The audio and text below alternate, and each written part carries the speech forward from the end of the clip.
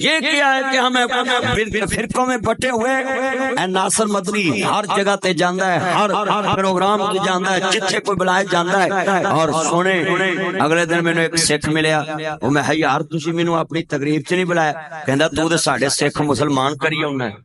Video नहीं वेखी तुसी, सिख मुसलमान हो कलमा पढ़ी आंदे, मैनू वीडियो बना बना खली आंदे कि नासर मदनी तक वीडियो पहुंचाओ। अज तुहानू सुन के 2017 तो लगा मैं तुहानू सुन ते मैं कलमा पढ़ लिया, ओदे परिवार ने उन्हें छड़ता, माता पिता छड़ता। मैं कहा माता पिता दी फिक्र ना कर, तू मन लिया मुस्तफा नू, दिला ते कब्जा मोहम्मद अरबी दे रब दा।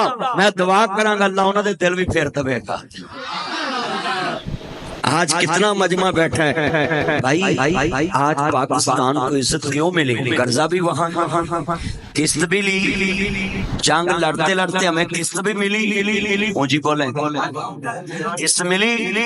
पाकिस्तान केडा खुश नसीब है जदों बंब चलाउण दा इरादा कीता मज़ैल, अल्लाह ने कहा लै हुण बुत परस्तां नाल तुहाडी लड़ाई शुरू होण लगी है ते मेरे ते तुसीं यकीन रखिया है ते तुसीं तहज्जुद पढ़ के ते इब्तिदा कीती है ते लाओ फिर हुण मेरी मदद वेखिया जे।